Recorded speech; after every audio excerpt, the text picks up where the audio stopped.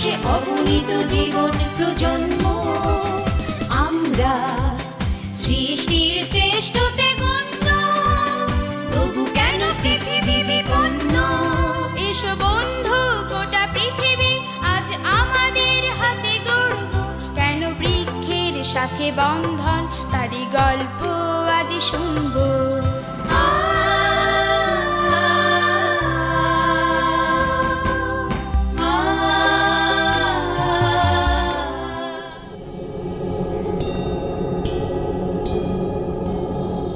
মহাদেশ নিয়ে ভূতাত্ত্বিক বিশদ গবেষণা বিশ্লেষণ বলছে, ইউরেশিয়ান প্লেট সহ কয়েকটি ভিন্ন টেকটনিক প্লেটের জটিল সমন্বয়ে গঠিত ভূপ্রাকৃতিক এই স্বর্গময় অঞ্চলটি পৃথিবীর অতি সুপ্রাচীন বৃহৎ বিস্তৃত মহাদেশ এশিয়া।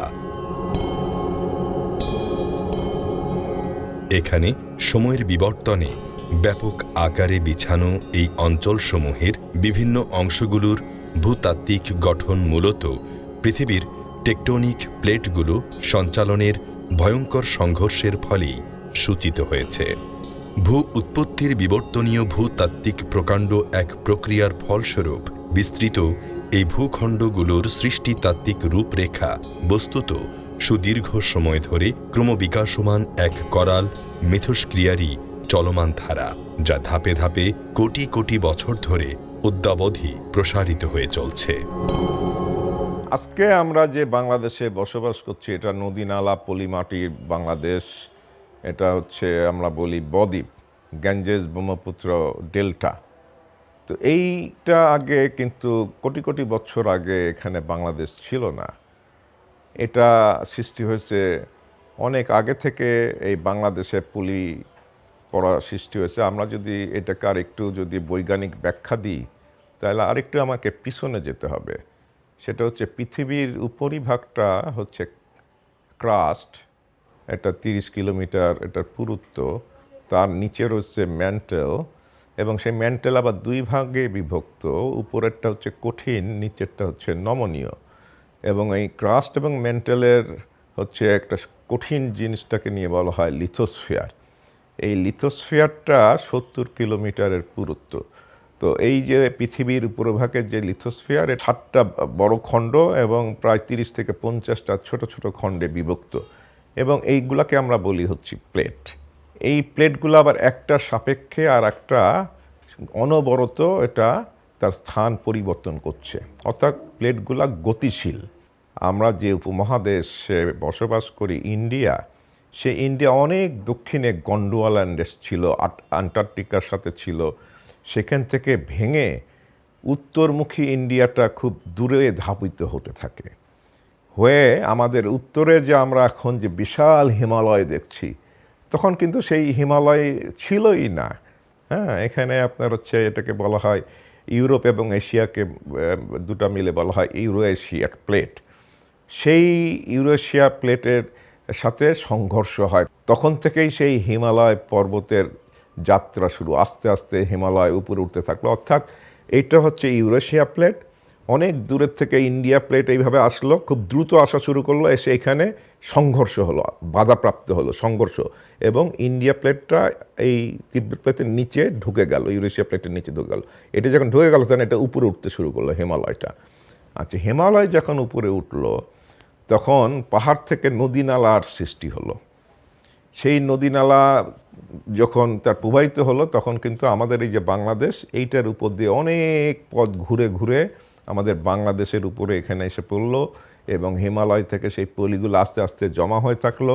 ভূগর্ভের যে নিচের যে মাটি, সেটা পরীক্ষা করে আমরা অতীতের ইতিহাস আমরা বের করে নিয়ে আসি। তার থেকে আমরা খণ্ড খণ্ড সব এই ইনফরমেশনগুলো, তথ্যগুলো এক জায়গায় যখন আমরা নিয়ে সেটা বিশ্লেষণ করে একটা চলমান ভূতাত্ত্বিক প্রক্রিয়ার ইতিহাসের মাধ্যমে যে বাংলাদেশের সৃষ্টি, সেটা আমরা তৈরি করতে সক্ষম হই। এই এশিয়া মহাদেশেরই ক্ষুদ্র একটি মানচিত্র বাংলাদেশ। 7 কোটি বছর পূর্বেও দৃশ্যমান সবুজ শ্যামল নদী বিস্তৃত বদ্বীপটির পলি সমৃদ্ধ এই ভূখণ্ডটির কোনোই অস্তিত্ব ছিল না। অসংখ্য ভূতাত্ত্বিক গবেষণা হতে উঠে এসেছে প্রায় 6.5 কোটি বছর পূর্বে টারশিয়ারি যুগে ভূগঠনের প্রাথমিক সোপানসমূহ সৃষ্টির এক জটিল পর্যায়ে এসে পাহাড়ি অঞ্চলের প্রাচীন শিলাস্তর দ্বারাই বিস্তৃত এই বদ্বীপ অঞ্চলটি গঠিত হয়েছিল। প্রকৃতপক্ষে বদ্বীপটির ভূতাত্ত্বিক বৈশিষ্ট্যগুলো পৃথিবীর সুউচ্চ পর্বতশৃঙ্গ হিমালয়ের উত্থান ও অজস্র নদ নদীর পলিমাটি দ্বারা গঠিত অববাহিকা সহ এই উপমহাদেশীয় টেকটোনিক প্লেটের সঙ্গে সম্পৃক্ত হয়ে গড়ে উঠেছে। মহাদেশীয় টেকটোনিক প্লেটের চলমান ঘর্ষণ প্রক্রিয়ায় পৃথিবীতে প্রতিনিয়তই অসংখ্য ভূকম্পনের সৃষ্টি হচ্ছে।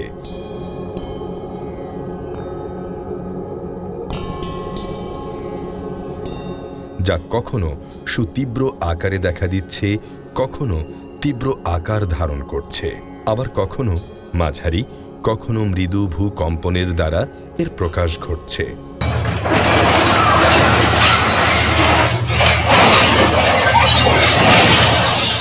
ভূকম্পনের এরূপ প্রকাশ পরিস্থিতিকেই বলা হচ্ছে ভূমিকম্প।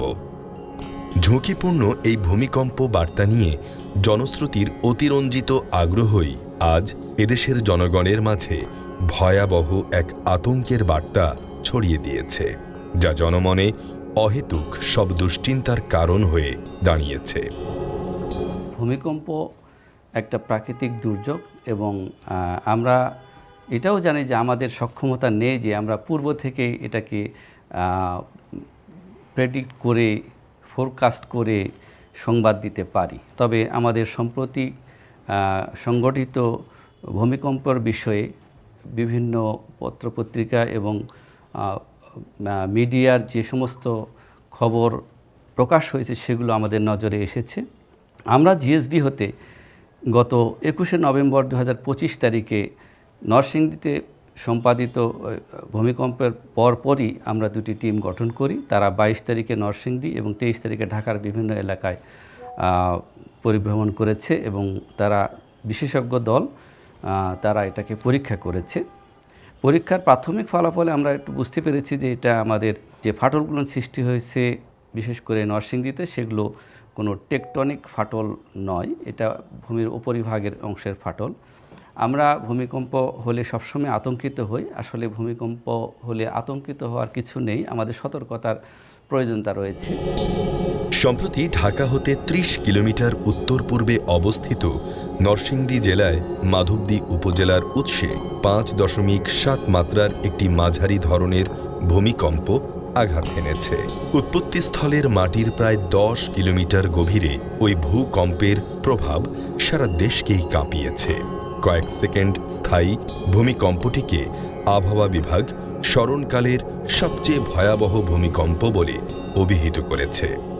সরকারি পর্যায়ে ভূমিকম্পের কারণ অনুসন্ধানে উৎপত্তিস্থল পরিদর্শন ও পর্যবেক্ষণের পর বাংলাদেশ ভূতাত্ত্বিক জরিপ অধিদপ্তর বলছে, ভূমিকম্পর ইম্প্যাক্টের বিষয়ে পর্যালোচনার জন্য আমরা সরকার থেকে উদ্যোগ গ্রহণ করছি। আমাদের সতর্কতার প্রয়োজনীয়তার অংশ হিসাবে আমাদের যে বিষয়টা করতে হবে, আমাদের কোনো স্থাপনা তৈরির ক্ষেত্রে আমাদের সরকারের নির্ধারিত এবং ভূমিকম্প সহনীয় স্থাপনা তৈরি করতে হবে, এতে আমাদের ক্ষয়ক্ষতি হ্রাস হবে। ঢাকা শহরের যে সমস্ত স্থাপনা তৈরি হয় সেগুলোর অনুমোদনের জন্য আমাদের কর্তৃপক্ষ আছে রাজুকের অনুমোদন নেওয়াটা আমাদের প্রয়োজনীয়তা। তবে আরও একটু আমাদের ভাবার বিষয় আছে যে আমাদের যে পুরাতন ঢাকা যখন সৃষ্টি হয়েছে তখন ভূমিকম্প কোড বা সব কিছু মেনে আমরা যে সমস্ত স্থাপনা তৈরি করেছি তা কিন্তু না। অনেক দেশে এই ধরনের পুরাতন ভবন ভেঙে কিন্তু নতুন করে বিশেষ করে আফটার বা ডিজাস্টার যে সমস্ত ইন্টারভেনশন প্রয়োজন হয়, যেমন ফায়ার সার্ভিসের গাড়িগুলো যাবে, এই ধরনের ইন্টারভেনশন যেন থাকতে পারে, আমরা যেন রেস্কিউ কার্যক্রম করতে পারি এবং ভূমিকম্প সহায়ক এবং শুধু ভূমিকম্প না, আমাদের যেটা ট্রাফিক সহায়ক যে সমস্ত স্থাপনা সৃষ্টি করা, এটা কিন্তু আমাদের আগে ছিল না। এখন আমরা হয়তো দেশের সক্ষমতার বিচারে ধরেন সবগুলো ভবন তো ভেঙে নতুন করে করা সম্ভব হয়নি, ফলে আমাদের এদিকে নজর দেওয়ার এখন সময় এসেছে। নরসিংদীর উপকেন্দ্র অঞ্চল পরিদর্শনকারী ভূবৈজ্ঞানিক দল ভূমিকম্পটি নিয়ে অত্যন্ত গুরুত্বপূর্ণ তথ্য উপস্থাপন করেন। যে ভূমিকম্পটা আমাদের 21 তারিখে হয়েছে, ভূমিকম্পটা হওয়ার পরে আমাদের মহাপরিচালক মহোদয় একটা টিম এপি সেন্টারের নিকটে আমাদের পাঠিয়েছিল। সেখানে আমাদের মূল দায়িত্ব ছিল যে ফাটলগুলো হয়েছে সেই ফাটলগুলো কী কারণে হয়েছে। আমাদের প্রাথমিক রেজাল্ট অনুযায়ী আমরা দেখতে পেয়েছি যে আর্থকুয়েকের কারণে যে আর্টিফিশিয়াল সেডিমেন্টগুলো রয়েছে, আর্টিফিশিয়াল সেডিমেন্টের পাশে আমরা ওয়াটার বডিজ পেয়েছি। ওয়াটার বডিসে আর্থকুয়েকের ভাইব্রেশনের কারণে ওয়াটারগুলো আর্টিফিশিয়াল লুজ স্যান্ডের ভিতরে প্রবেশ করে, যার ফলে ইনস্ট্যান্টলি ওই জায়গায় কিছু ফিশার ডেভেলপ করে লিকুইফ্যাকশন হওয়ার জন্য। এখানে আতঙ্কিত হওয়ার কোনো প্রয়োজন নেই, কারণ মধুপুর ট্র্যাক্টের অরিজিনাল সেডিমেন্টে আমরা কোনো ফাটল দেখতে পাই নাই। তারপরও আমরা জিওলজিক্যাল সার্ভে অফ বাংলাদেশ পরবর্তীতে আমাদের মহাপরিচালক মহোদয়ের সাথে আলোচনা ক্রমে জার্মান দুজন বিশেষজ্ঞ টিমের সহায়তায় আমাদের প্ল্যান যে আমরা সামনে ওই জায়গাটা আরও ডিটেলস সার্ভে করব, কেন ফাটলগুলো হয়েছে, সেই জায়গা মাটির ন্যাচারাল ফ্রিকোয়েন্সিটা কীরকম হয়েছে, সেটা যদি আমরা বের করতে পারি তাহলে ফাটলের আরও ডিটেলস কারণগুলো আমরা বের করতে পারবো। আমাদের 21 তারিখে ভূমিকম্পর পরে বাংলাদেশ ভূতাত্ত্বিক জরিপ অধিদপ্তরের মহাপরিচালক মহোদয়ের নির্দেশক্রমে আমাদের দুটি টিম গঠিত হয়। একটি টিম নরসিংদীতে পর্যবেক্ষণ করে ফাটল, আর আমি সহ আরও 2 জন সহ একটা টিম গঠিত হয়। ঢাকার যে ভবনগুলো টিল্টেড হয়ে গেছে, অর্থাৎ হেলে পড়েছে অথবা সমস্যা হয়েছে, এগুলো অবজারভেশনের জন্য আমি যাই আর কি। তো সেখানেই আমি বংশাল, আপনারা দেখেছেন পিকে ঘোষ লেন, ঢাকা বিভিন্ন জায়গায়, বনশ্রী, বসুন্ধরা, এসব জায়গায় বিভিন্ন জায়গাতে আমরা ফিল্ড বহিরাঙ্গন কার্যক্রম চালিয়েছি এবং সেখান থেকে প্রাথমিক তথ্য আমরা সংগ্রহ করেছি।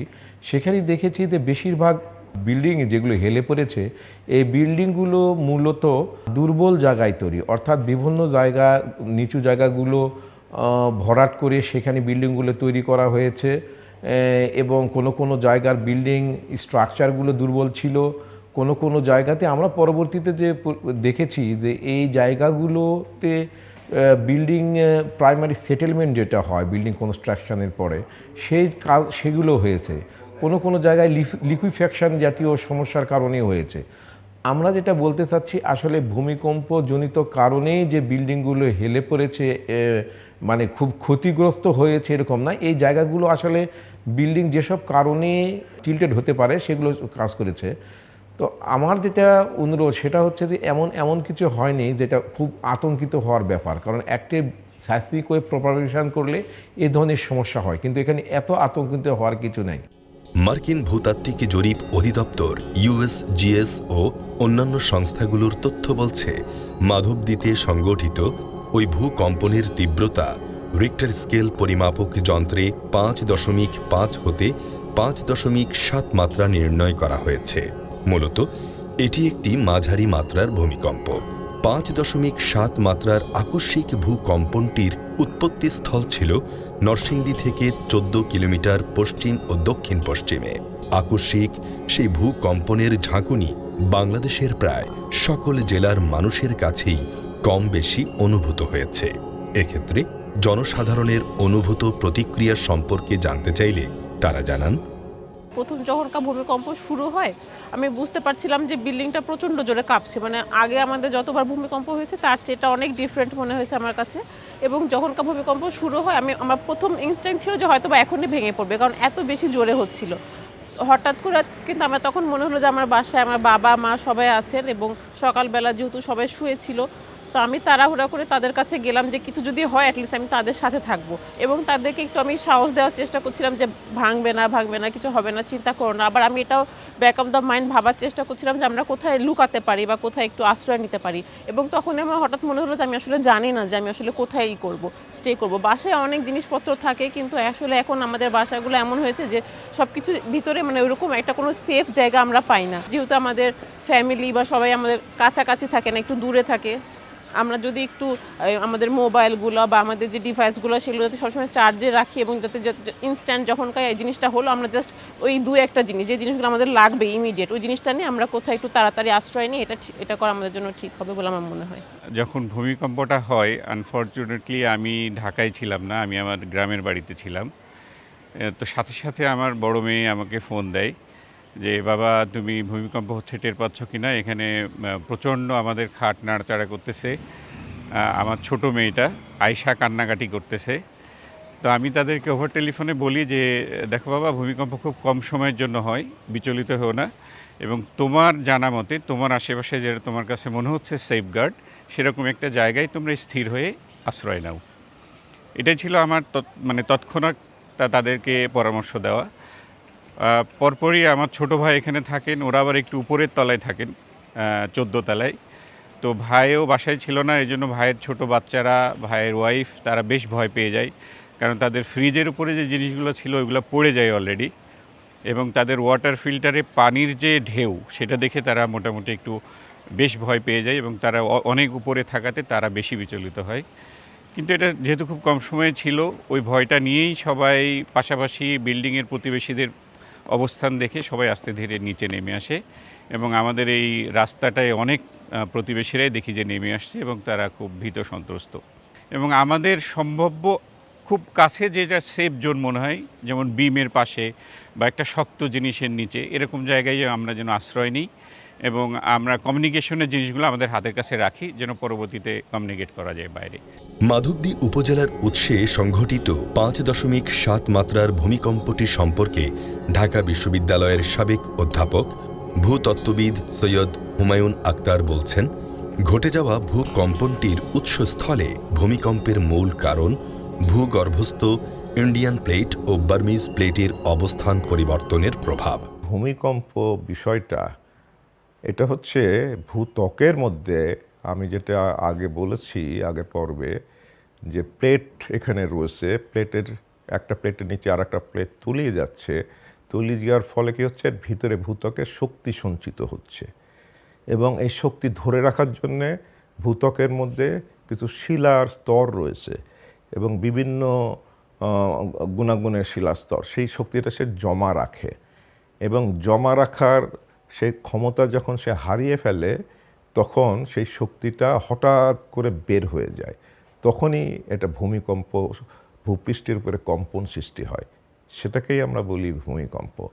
আমাদের বাংলাদেশে 3টা প্লেটের সংযোগস্থলে অবস্থিত, ইন্ডিয়া প্লেট, উত্তরে হচ্ছে ইউরেশিয়া প্লেট, এবং আমাদের পূর্বে হচ্ছে বার্মা সাব প্লেট, এবং বার্মা প্লেট এবং ইন্ডিয়া প্লেটের সংযোগস্থল বাংলাদেশের অভ্যন্তরে সুনামগঞ্জ, কিশোরগঞ্জ, হাওর হয়ে মেঘনা নদী দিয়ে দক্ষিণে বঙ্গোপসাগরে সেই ইন্দোনেশিয়া পর্যন্ত চলে গেছে। তার এরকম একটা অবস্থানে যেখানে প্লেটগুলা আর একটা প্লেটের নিচে তলিয়ে যাচ্ছে এবং ক্রমাগত সেখানে শক্তি সঞ্চিত হচ্ছে, ভূমিকম্পের 2টা প্রধান উৎস রয়েছে, একটা হচ্ছে ডাউকি ফল্ট, আর একটা হচ্ছে আমাদের পূর্বে যে পাহাড়ি অঞ্চল সিলেট থেকে চিটাগাং, এটাকে আমরা বলি সাবডাকশন জোন, অর্থাৎ একটা প্লেটের নিচে যখন একটা প্লেট তলিয়ে যায় সেই অংশটাকে বলা হয় সাবডাকশন জোন।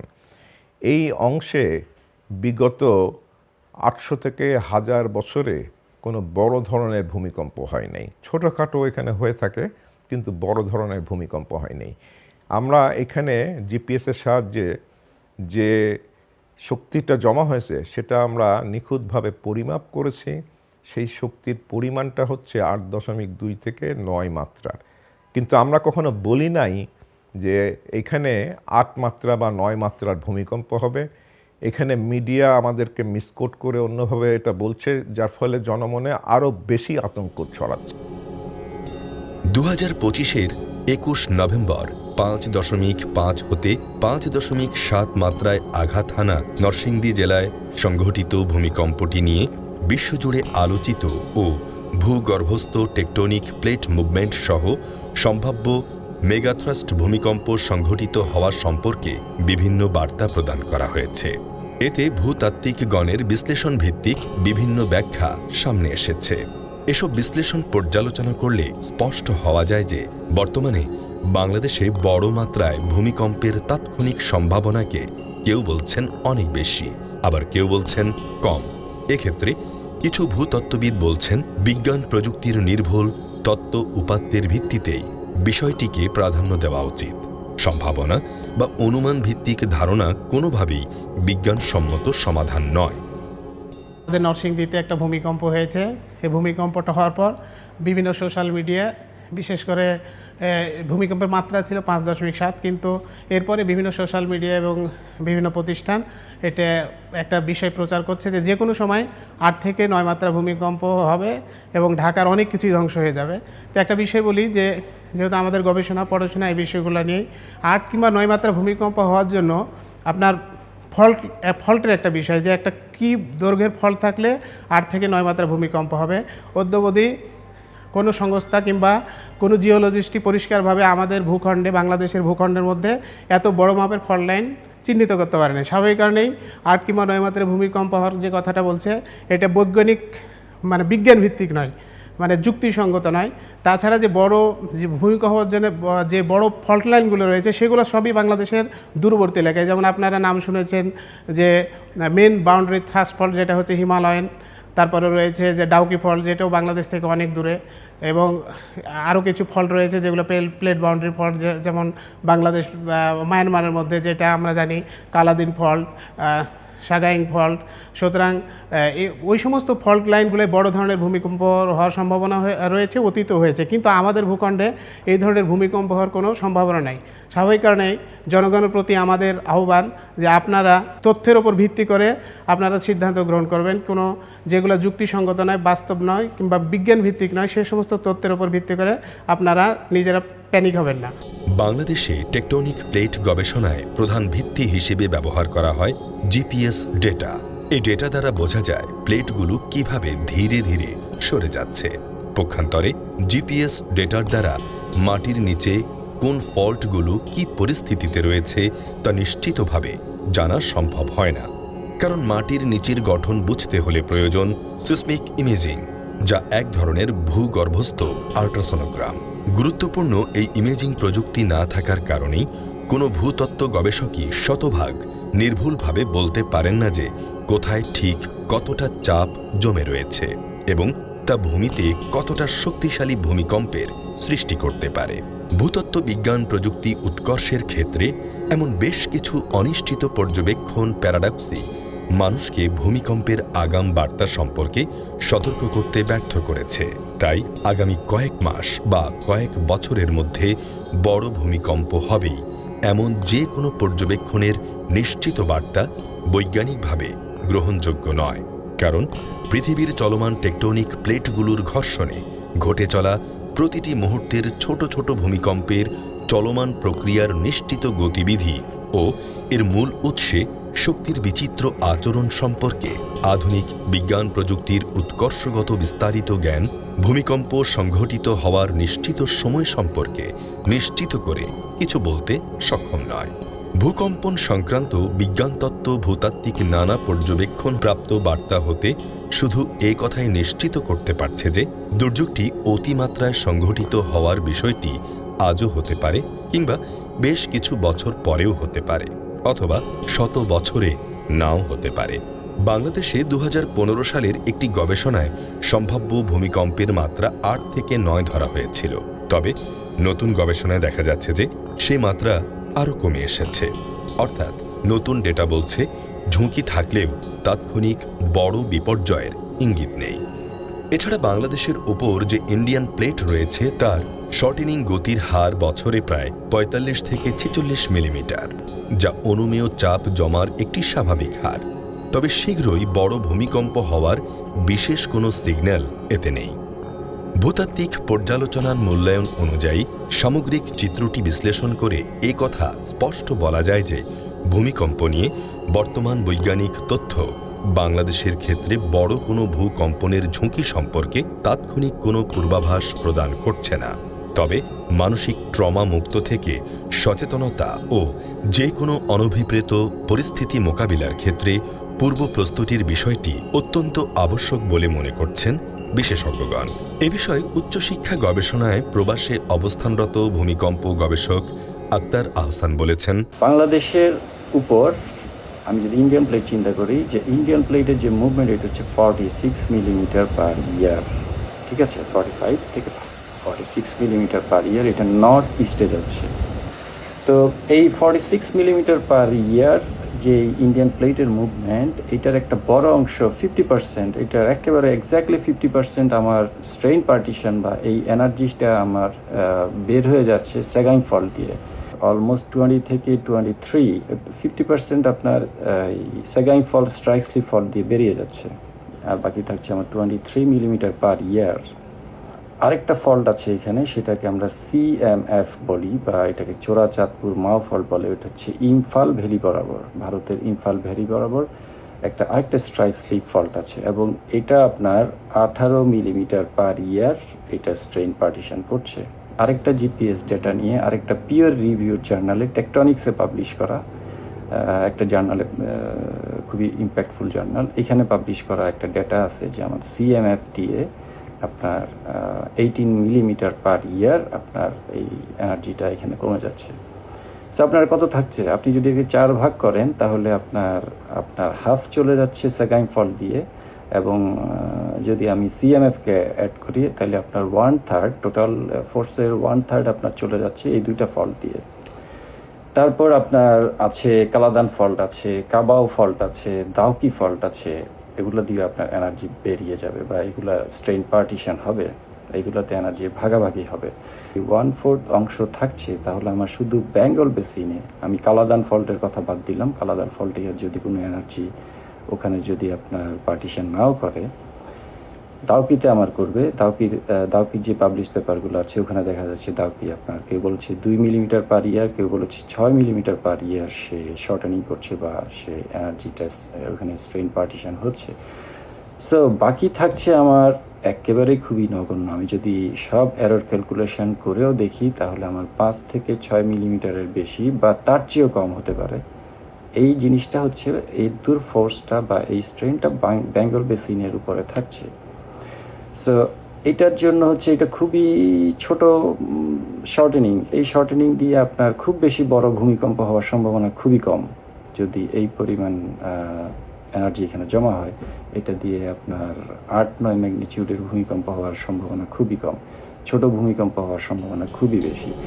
বাংলাদেশ ভূতাত্ত্বিক জরিপ অধিদপ্তরের পরিচালক ভূতত্ত্ববিদ সাইদ নজরুল ইসলাম, তিনি ভূমিকম্প সংক্রান্ত বিষয়ে তার সুদীর্ঘ সময়ের পর্যবেক্ষণলব্ধ অত্যন্ত মূল্যবান কিছু বাস্তবতাকে বিষয়ভিত্তিক পর্যালোচনার আঙ্গিকে স্পষ্ট করে তুলে ধরে বলেন যে কোনো স্বাভাবিক প্রাকৃতিক দুর্যোগ বিপর্যয়ের চলমান ধারাকে মানুষের পক্ষে কোনোভাবেই এড়িয়ে চলা সম্ভব নয়। নিশ্চয়ই প্রাকৃতিক দুর্যোগ মোকাবেলার মাধ্যমেই এর মাঝে আমরা বেঁচে থাকতে পারি। যে ভূমিকম্প, যেটাকে আমরা ভূমিকম্প বলছি, এইটাকে আসলে আমরা যারা জিওলজিতে পড়াশোনা করে এসেছি সেটা আমরা অনেকটা আঙ্গিকে বিভিন্নভাবে সেটাকে আমরা দেখি। একটাকে যেমন একটা ভূমিকম্প একটা ন্যাচারাল ফেনোমেনা বা ন্যাচারাল একটা প্রাকৃতিক দুর্যোগ, সেইটা হবেই, সেইটা নিয়ে কেউ রোধ করতে পারবে না। এখন যেহেতু যেটা প্রাকৃতিক দুর্যোগ বা যেটাকে রোধ করা যায় না, তাহলে বুদ্ধিমানের কাজ হলো সেটাকে সঙ্গে নিয়ে বসবাস করা।